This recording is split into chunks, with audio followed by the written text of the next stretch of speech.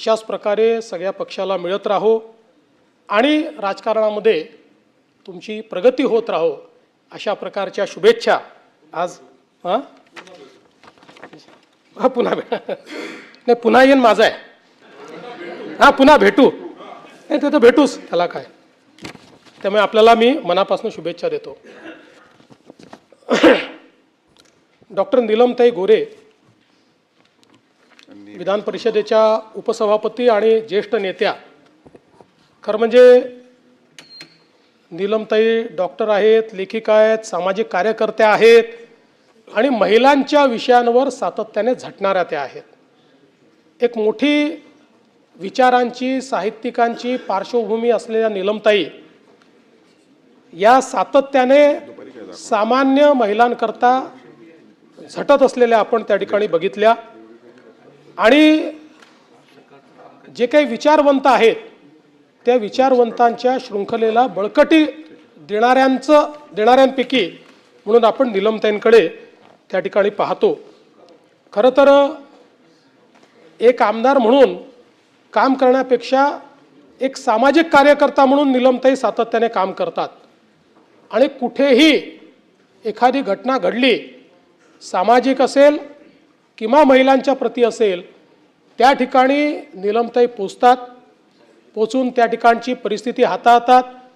त्या संदर्भात त्या व्यक्तीचा आवाज हा शासनाकडे पोचला पाहिजे याकरता त्या सातत्याने प्रयत्न करतात.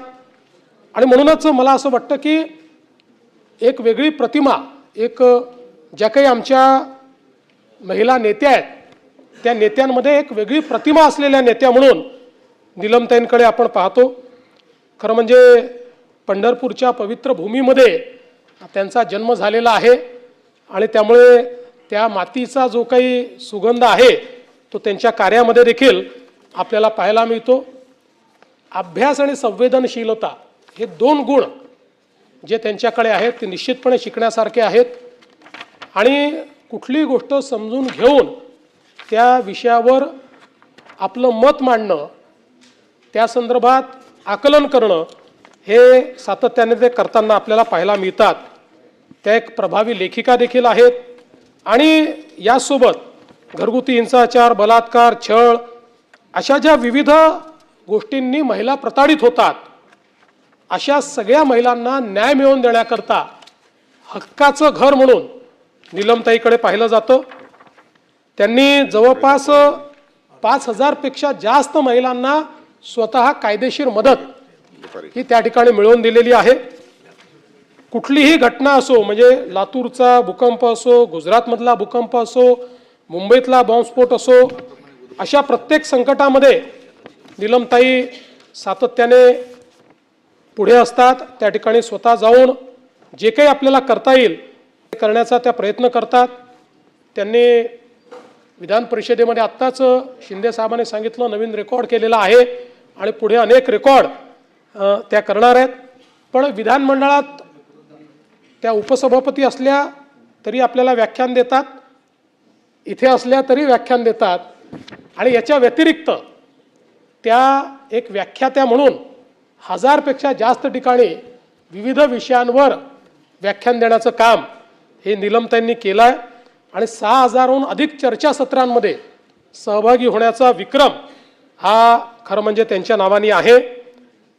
पक्षाच्या प्रवक्त्या म्हणून असेल किंवा इतरही ज्या काही जबाबदाऱ्या त्यांच्याकडे आहेत त्या अतिशय हिरिरीने त्या पार पाडत असतात.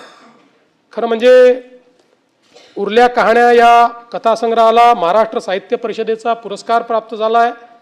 नारी पर्व, माणूसपणाच्या वाटेवर, महिला आणि समाज, एक प्रवास संघर्षाच्या यासारखी अनेक पुस्तकं ही त्यांनी लिहिली आणि महिला प्रश्नांवरील कायदे, धोरणे आणि सामाजिक वास्तव या संदर्भात त्यांनी अतिशय सखोल लेखन केलं आहे.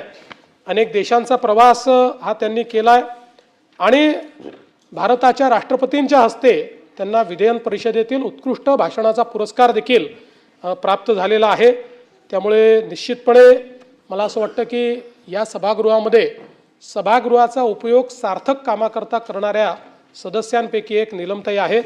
त्यांना मी पुढील आयुष्यासाठी आणि खूप शुभेच्छा देतो. उत्तम आरोग्य आपल्याला लाभावं आणि अर्थातच बाजूला नेते बसलेले आहेत, त्यामुळे त्यांच्या साक्षीने तुम्हाला शुभेच्छा देतो.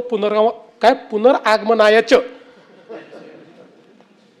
रस्ता इकडनं आहे, पण शुभेच्छा आमच्या आहेत. त्यामुळे निश्चितपणे तुमच्या कार्याचा गौरव होईल याबद्दल माझ्या मनात कुठलीही शंका नाही. श्री अमोल मिटकरी हे खरं म्हणजे एक व्याख्याते म्हणून